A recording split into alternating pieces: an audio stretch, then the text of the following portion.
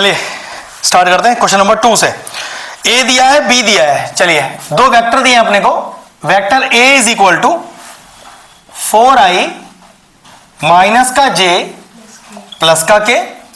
Vector B is equal to 2i minus का 2j और plus का k। अब क्वेश्चन कह रहा है find a unit vector parallel to the vector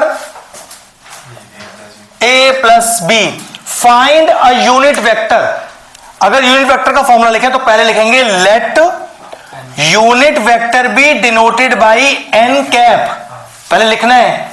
और फिर फॉर्म अगर वेक्टर होता A vector upon A vector का मॉड। अब वहां ए की जगह क्या है, तो भाई vector A plus B upon A plus B का mod.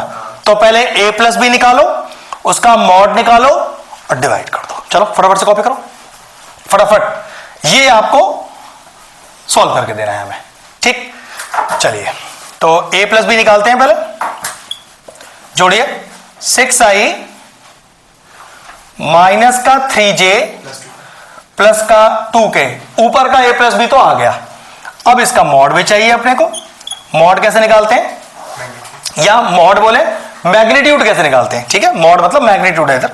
Under root of i के कोफिशिएंट का स्क्वायर प्लस j के कोफिशिएंट का स्क्वायर प्लस k के कोफिशिएंट का स्क्वायर। तो 36 प्लस 9 प्लस 4, तो 36 प्लस 13, ये कितना हो गया देखो, ये हो गया 9 और 4। And what is under root of 49? 7। तो फाइनल आंसर कितना आएगा? Therefore unit vector n is equal to 1/7 6i minus का 3j प्लस का 2k। ये लिए आ गया आपका फाइनल आंसर। एक ऐसा यूनिट वेक्टर फाइंड करना है जो a प्लस बी के पैरेलल हो। ऑब्वियस बात है, हम जितने वेक्टर निकालते हैं सारे पैरेलल वेक्टर ही होते हैं वो, ठीक है। तो बस आ गया आपका आंसर। पहले लेट कर देना, यूनिट वेक्टर को एन कैप से डिनोट कर रहे हैं हम। चलो फटाफट से question number 4। Right a direction ratio of the vector.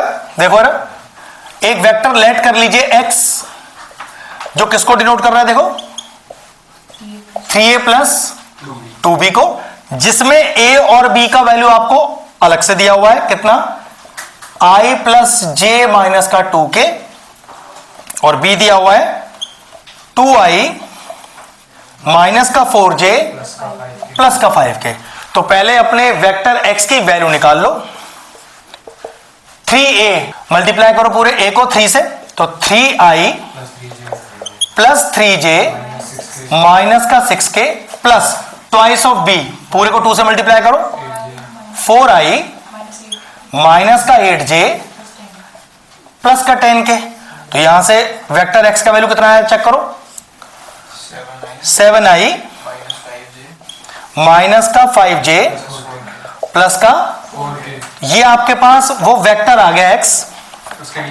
सुनो सुनो, राइट द डायरेक्शन रेशियोज, हाँ उसके dr। लेकिन देखो मैंने आपको कल एक चीज बताई थी कि जब हम किसी वेक्टर को लिखते हैं तो हम क्या लिखते हैं, ai plus bj plus ck, जिसमें drc क्या होते हैं, तो क्या मेरे पास वेक्टर आ चुका है? तो पक्की बात है मेरे dr's क्या है इस वेक्टर के, 7 -5 और 4। क्वेश्चन यहीं खत्म हो गया। फाइंड द डायरेक्शन रेशियो, बस खत्म, क्वेश्चन फिनिश हो गया, खत्म कहानी। जो वेक्टर आया है वही एक्चुअल में ए बी सी की वैल्यू डायरेक्शन रेशियोज को ही बताती है। मान लो हमसे डायरेक्शन कोसाइन मांगा गया होता, तो भाई कल बताया था कि अगर ए बी सी मौजूद है तो कोसाइन निकालने का फॉर्मूला दिया गया था, बस वहां से कोसाइन निकाल देना। चलिए फटाफट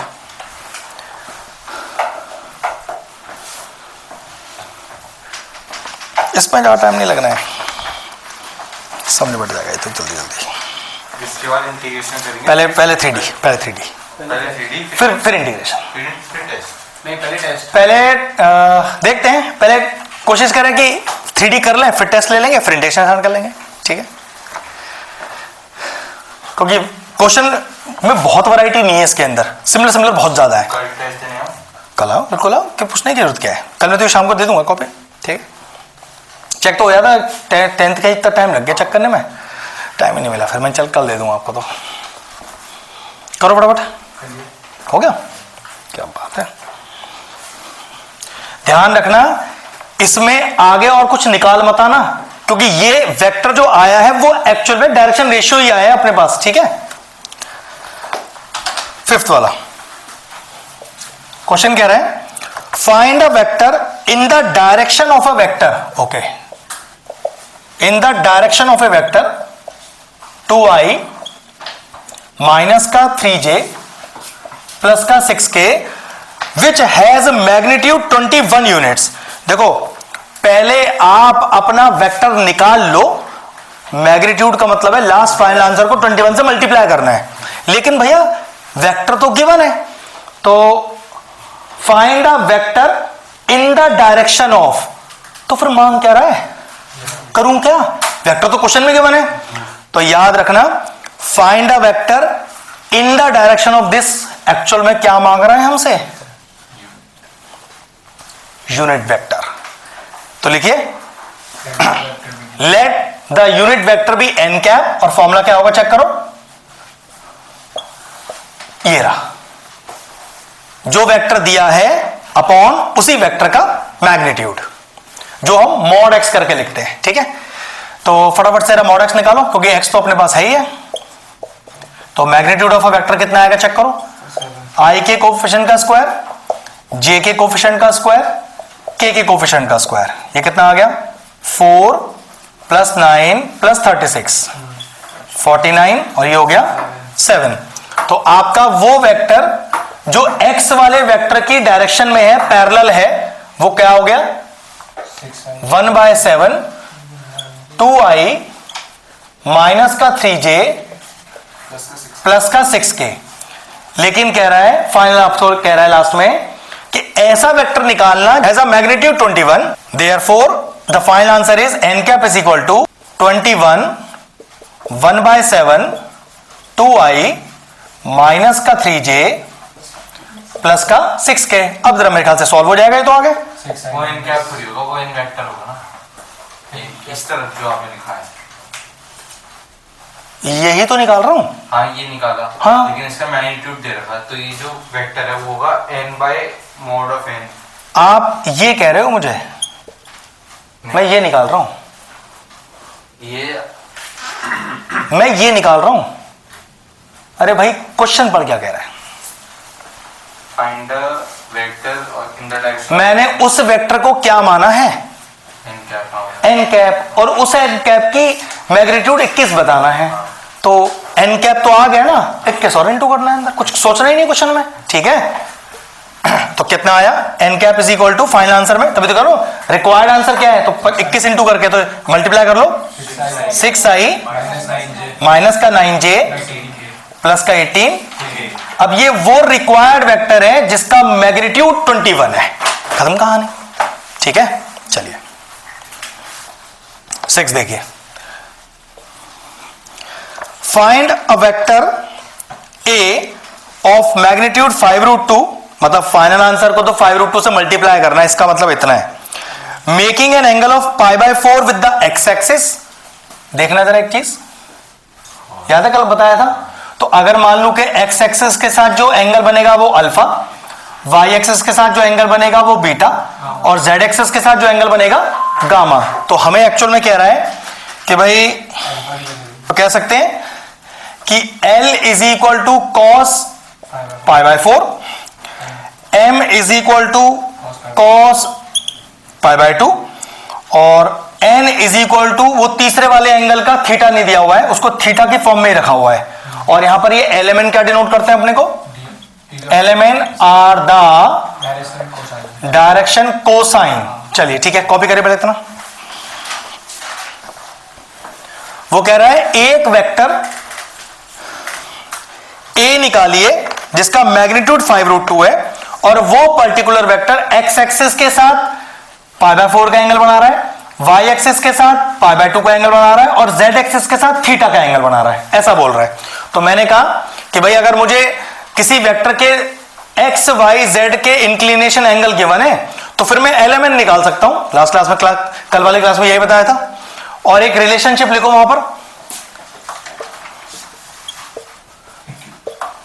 ये प्रॉपर्टीज में लिख लीजिए कि L square plus M square plus N square is equal to 1 होता है। ठीक है, चलिए इस रिलेशनशिप को यूज करेंगे।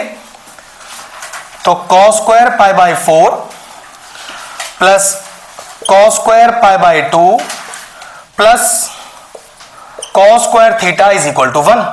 Now what is cos 45? 1 by root 2, square लगा दीजिए। cos 90 0 का स्क्वायर 0। यहां भाई कुछ कर नहीं सकते, है ही नहीं अपने पास कोई वैल्यू। ये कितना हो गया 1 बाय 2। ठीक है जी, तो ये कितना हो गया देखो, cos square theta is equal to 1 by 2 को उधर लेके जाओ, 1 से माइनस करो, तो ये हो गया cos square theta equal to 1 by 2 और cos theta is equal to, तो कह सकते हैं कि n भी आ गया अपने पास। अब तीनों वेक्टर आ गए। चलो कॉपी करो। हमने आपको ये चीज सिखाया है बोर्ड पे देखो सब, कि अगर मैं कोई वेक्टर लेट करूं तो क्या लिखते हैं हम, AI प्लस BJ। ठीक है, ऐसा भी लिख सकते हैं, LI MJ NK। लेकिन कंडीशन ये है कि LMN आपके पास मौजूद होने चाहिए। अगर ढूंढने पड़ गए आपको तो ढूंढने का तरीका तो वही है जो 3 तरीके कल सिखाए थे, लेकिन डायरेक्टली LMN है तो याद रखना ये गिवन वेक्टर इसके भी बराबर हो जाता है। तो क्या LMN आ गए मेरे पास? तो सोचो फाइनल आंसर क्या आया अपने पास।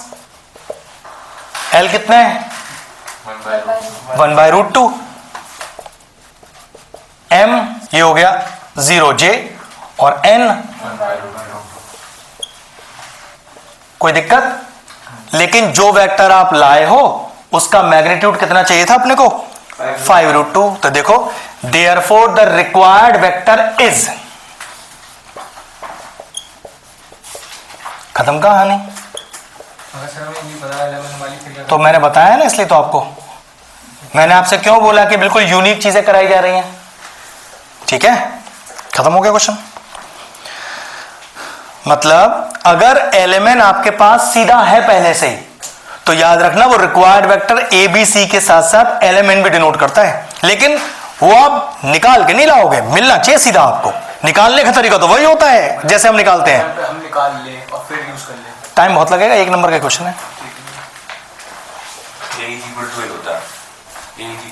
A इक्वल टू L नहीं होता है। हाँ बिल्कुल, ये रिलेशनशिप होता है। सारे डायरेक्शन रेशियोज डायरेक्शन कोसाइन के प्रोपोर्शनल होते हैं, तो कितनी बार हम उन्हें बराबर भी रख देते हैं। रेशियो 1:1 भी तो हो सकता है इसलिए। ठीक है, लेकिन बराबर होते नहीं है, रेशियो बराबर होता है। ठीक है, प्रोपोर्शनल होते हैं, ऐसे कह लो। बस हो गया क्वेश्चन तो, क्योंकि वेक्टर निकालना था जिसका मैग्नीट्यूड 5 रूट 2 मल्टीप्लाई कर दिया, खत्म कहानी, फिनिश हो गया क्वेश्चन। 8 कह रहा है find the value of the cosine of the angle with the vector A is equal to I plus J plus K makes with the y axis. Okay, makes with the y axis. Find the value of cos theta. अब जरा ध्यान से देखना, y axis board पे देख लो एक बार, LI MJ NK where LMN are the direction cosine। ठीक है ऐसा। अब मैं इसको x एक्सिस ले लेता हूं, इसको y एक्सिस और इसको z एक्सिस। उस नियम के हिसाब से हमारा L किसको डिनोट करता है, cos अल्फा को। हम ऐसे मानते हैं इस चीज को कि अगर मेरा वेक्टर है OP तो वो x एक्सिस के साथ क्या एंगल बना रहा है, अल्फा, y एक्सिस के साथ और z एक्सिस के साथ गामा। तो m बराबर, तो हमारी कहानी m बराबर से आ जाएगी क्योंकि y एक्सिस के लिए बीटा है, हमसे y एक्सिस का ही मांग रहा है, मतलब मुझसे m की वैल्यू मांग रहा है। और सोचो यहां m कितना होगा मेरे लिए, m कितना होगा मेरे लिए, गलत जवाब। ये नहीं होगा। क्यों नहीं होगा? मैंने अभी क्या बोला था आपसे? दे देंगे अगर एलिमेंट दिया हो तो ये एलिमेंट है, अगर दिया नहीं है तो नहीं है। तो ध्यान रखना ये क्या है। तो मुझे कौन सी वैल्यू 1 दी है बी और मुझसे मांगा क्या है, एम तो कैसे निकालूं? अब आया समझ में? तो फाइनल आंसर कितना आया अपने पास? 1 का स्क्वायर 1 का स्क्वायर 1 का स्क्वायर। तो what is the value of cosine with relation to y axis 1/√3। जैसे आता तो वैसे यही आंसर किसी भी एंगल के साथ, क्योंकि यहां पर 1 1 1 दिया हुआ है, लेकिन ध्यान रखना वेक्टर को एलिमेंट तब मानना जब एलिमेंट डायरेक्टली गिवन हो, अदरवाइज आप वेक्टर को ABC डायरेक्शन रेशियो मानोगे और वहां से एलिमेंट खुद निकाल के दोगे। क्लियर हो गया? बस वही मैं बोल, ये क्या होगा? एक तभी तो बोल रहा हूं, तो जरूरी है भाई। क्लियर हो गया क्वेश्चन? हमेशा क्वेश्चन को लेट डायरेक्शन रेशियो के फॉर्म में करना, डायरेक्शन कोसाइन फाइंड कर लेना, ठीक है?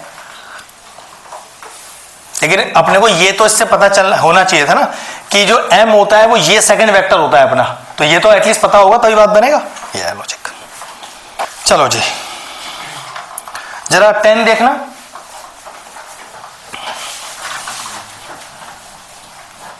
टेंथ क्वेश्चन हमें डायरेक्टली वेक्टर नहीं दिया है, हमें पॉइंट दिया है P।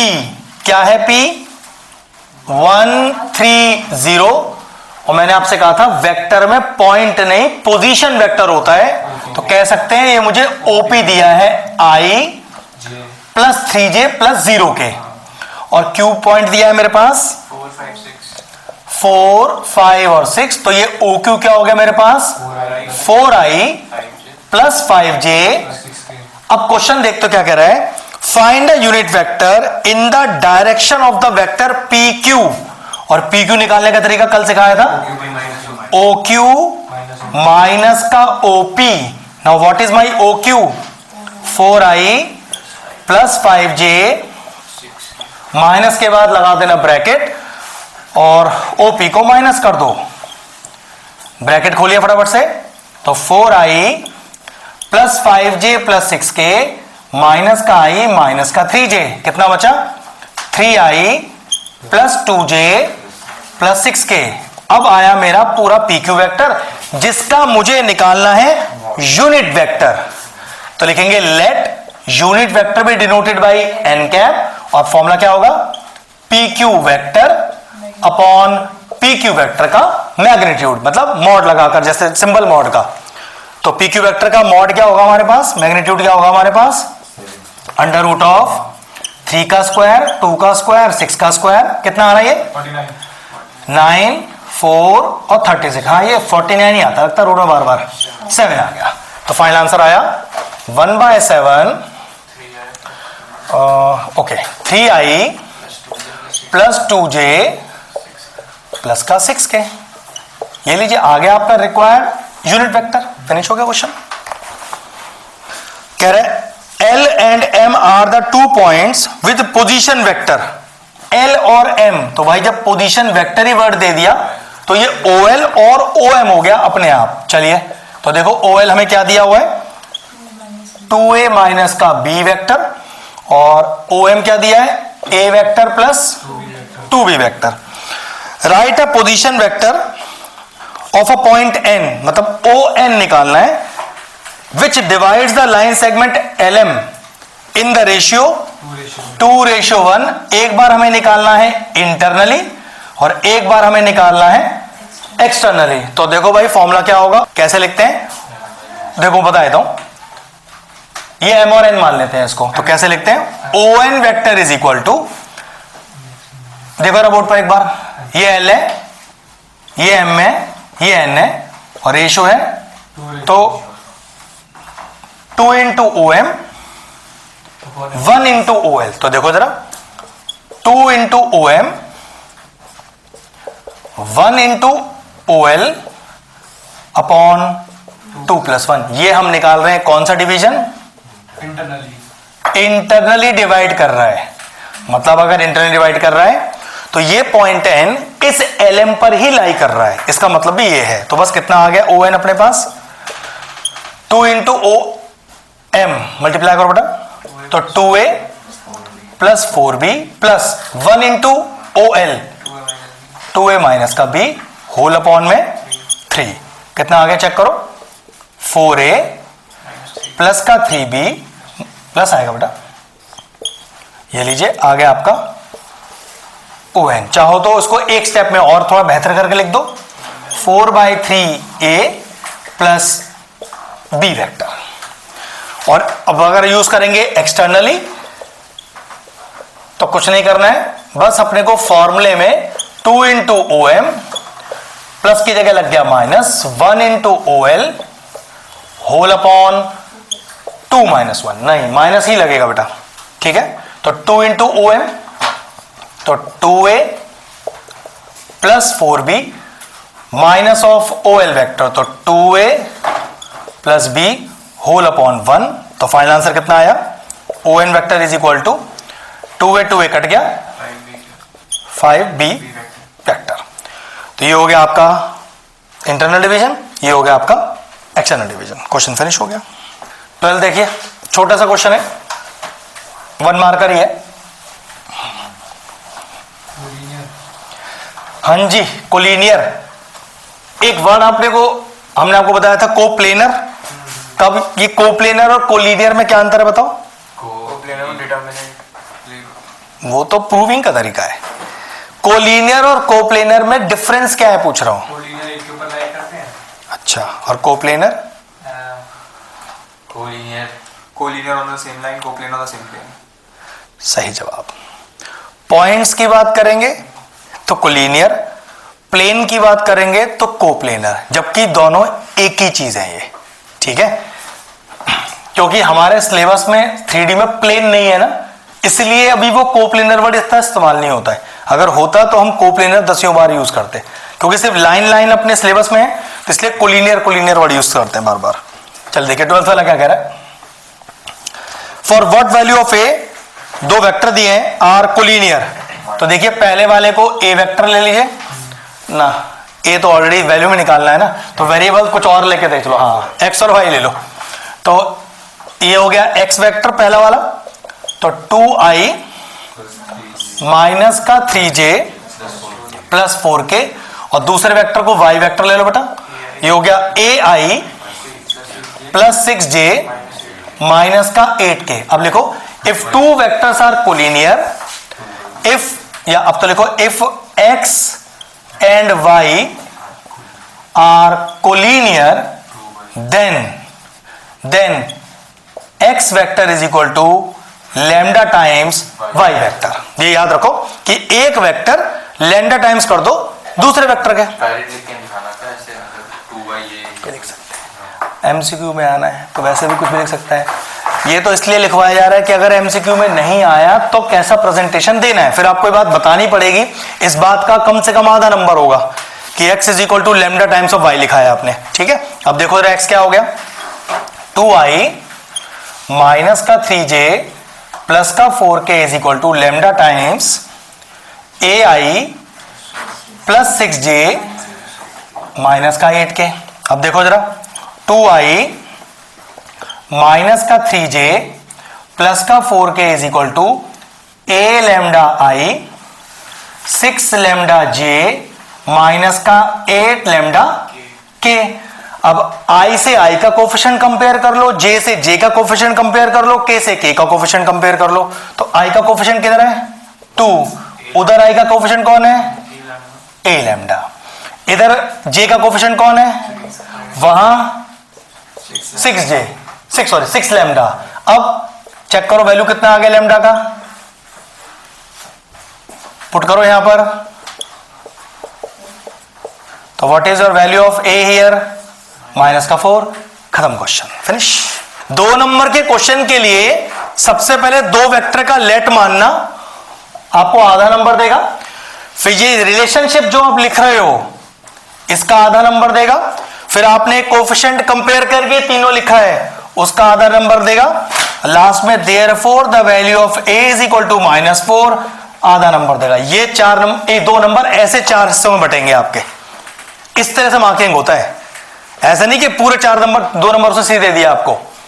जो जो स्टेप, अब आपने क्या किया, इस पर्टिकुलर स्टेप को लिखा नहीं, डायरेक्टली सॉल्व कर लिया, तो इसका आधा नंबर चला गया आपका। लेकिन और सब सही है तो 1.5 नंबर मिल जाएगा आपको। ऐसे 5 नंबर का क्वेश्चन हो या 6 नंबर क्वेश्चन हो, हमेशा स्टेप वाइज मार्किंग में इस तरह के स्टेप्स होते हैं। हर स्टेप का मार्क्स नहीं होता है, पर्टिकुलर स्टेप तक का मार्क्स होता है, ऐसा है ये। Step wise marking doesn't mean कि हर स्टेप का मार्क्स है, नहीं, एक स्टेप तक का इतना मार्क्स, फिर इतने स्टेप तक का इतना मार्क्स, ऐसे होता है ये। Write the direction cosine of a vector, let the vector be x is equal to minus का 2i प्लस का j माइनस का 5k। अब जरा देखो ध्यान से, क्या ये वेक्टर इस फॉर्म में है? चेक करो, जिसमें हमारे drs क्या हो गए, -2 1 -5, और मुझसे मांग क्या रहा है, मतलब एलिमेंट सोचो ABC गिवन है और एलिमेंट मांग रहा हूं, तो क्या फॉर्मूला सिखाया है, L is equal to, √a²। बिल्कुल, फटाफट चलो इसे घर पे कर लेना, इतना कॉपी कर लो बस।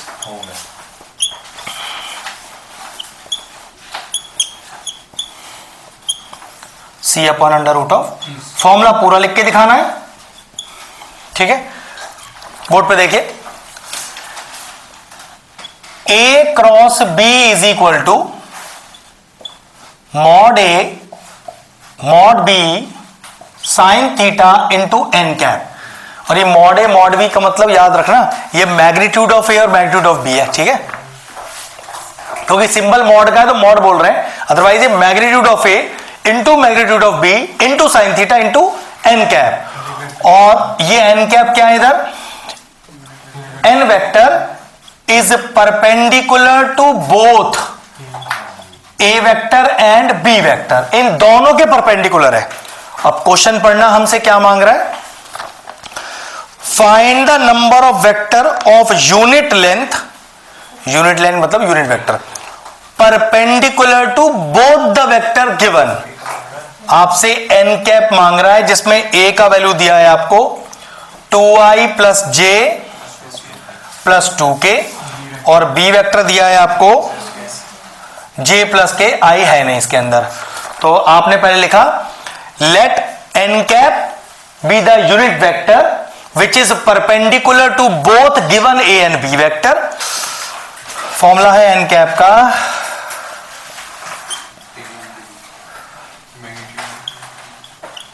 ये है फॉर्मूला। हाँ, लेकिन अगर मैं यहां से साइन थीटा निकालूंगा तो फॉर्मूला वही रहेगा, ठीक है।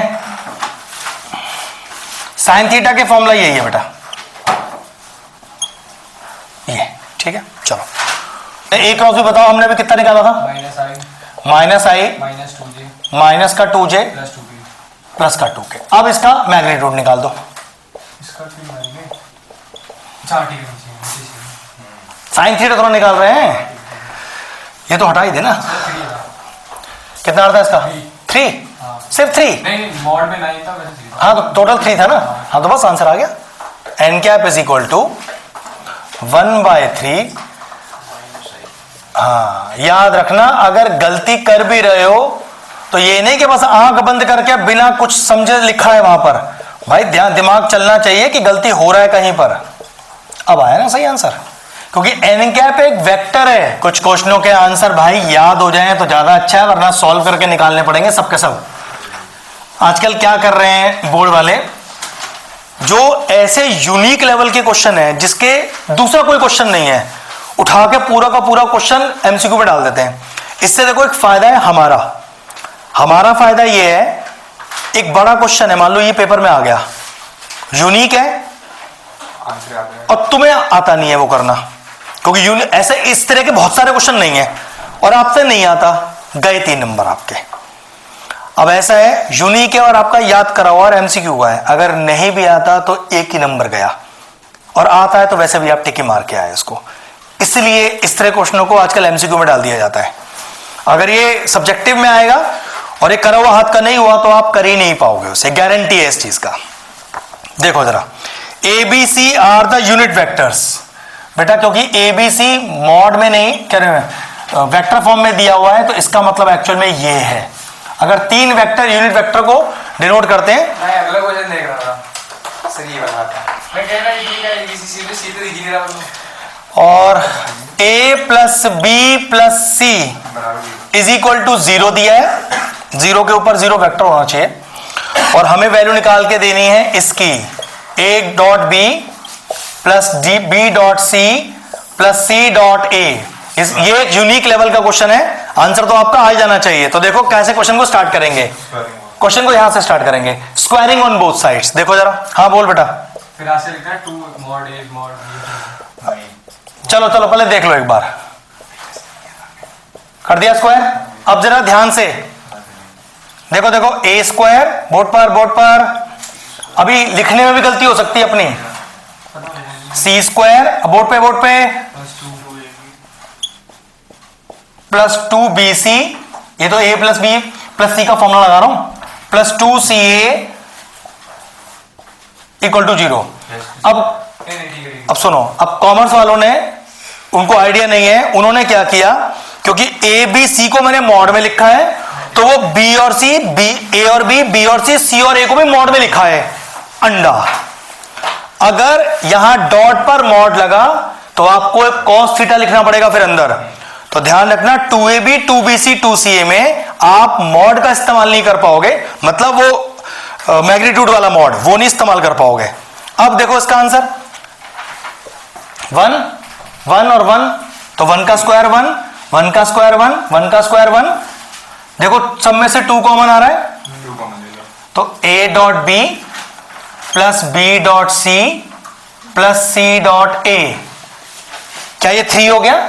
उधर जाकर माइनस का 3, -3/2। बिल्कुल इसका आंसर -3/2 ही है। सर शायद यही वाला सेम एनसीईआरटी में था। अरे होगा यार, क्यों नहीं होगा, अच्छे क्वेश्चंस तो मिलेंगे आपको। C dot A is equal to minus का, तो बेटा इसका तो आंसर ही याद कर लो, ज्यादा अच्छा है। एमसीक्यू में आ गया तो डायरेक्टली टिक माराना, क्योंकि इसमें चेंज नहीं आ सकता क्वेश्चन में, कोई भी एग्जैक्ट सेम आएगा। चलो फिनिश हो गया क्वेश्चन, अच्छे से कर लो फटाफट।